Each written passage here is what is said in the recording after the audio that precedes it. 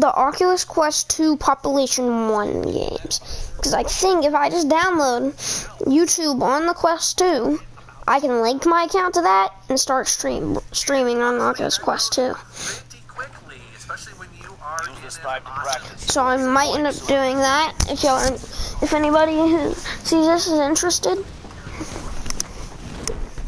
Because to me that'd be kind of cool. But I don't think I'm able to download YouTube on my computer. So I'm not going to be able to stream games from my computer. Now let's take this guy.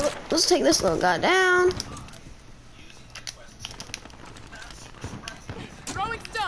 Throwing stun. I just accidentally stunned. Killing myself with a grenade. Hashtag Liddy.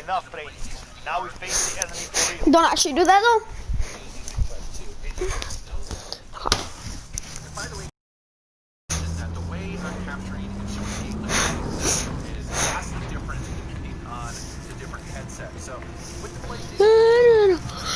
Hello, testing, 1, 2, 3, do you copy? Ping right here if you copy. Avoid the gas. Get to the safe zone. Does not copy.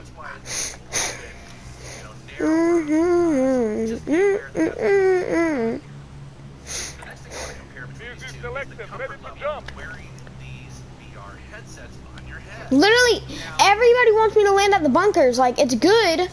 Like, it's just, does everybody not know the codes except me? Like, gee.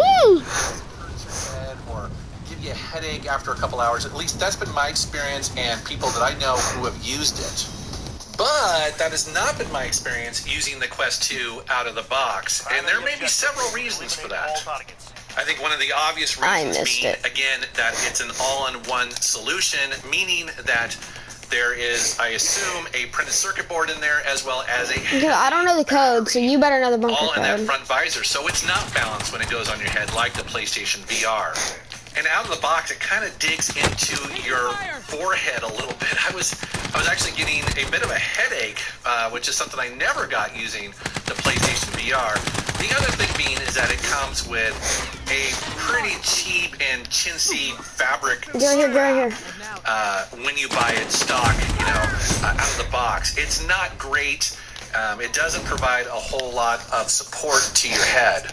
And so many people recommend that you get the optional Elite head strap, but get this, it's $50 extra. Wow, that is painful to the wallet and frankly a little expensive, but I did it. I have to admit, it is worth it. So if you find yourself really loving the Quest 2, but you're dealing with that cheesy fabric strap that it comes with, you might consider upgrading, I guess. And so now let's take a look at the controllers, and this is my first time messing around with the Quest 2 controllers that come in the box.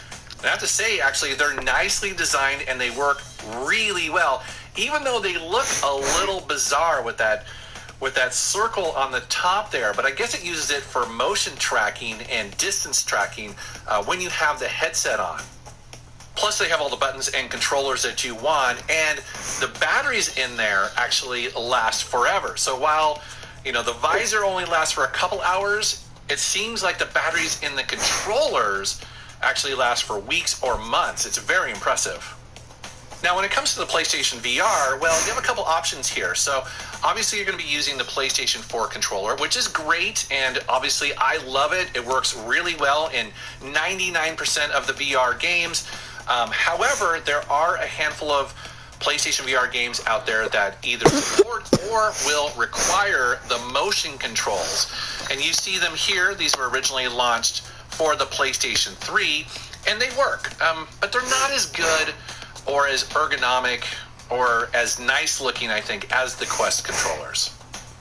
And then the other thing I want to mention is that the Quest 2 actually supports controllerless control, i.e. just using your hands. And I had no idea it did this when I ordered the Quest 2. It was definitely a surprise and a really cool feature. Now, I'll be honest, it's not great. It's not perfect, but it does work. As you can see here, it's actually tracking your individual fingers in real time. And then there's gestures that you can use to move windows around.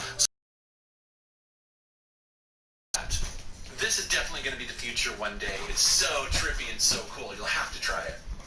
Now let's go ahead and talk about the ecosystem and also some of the setup. So when it comes to the PlayStation VR, obviously I mentioned that you have to have a PlayStation 4 to even use one, and of course there's a bunch of wires, so it's kind of annoying, but you know, you get over it, you get used to it. But when it comes to the ecosystem, when you actually have the visor on, well, it doesn't feel very special at all or really designed for VR, because you're just essentially getting the regular PlayStation 4 interface. You know, it feels tacked on because it really is. It's nothing special. Again, the PlayStation VR came out after the PlayStation 4 was already released. Yeah, I don't really feel like streaming. It's just a part of that ecosystem and a part of that operating system.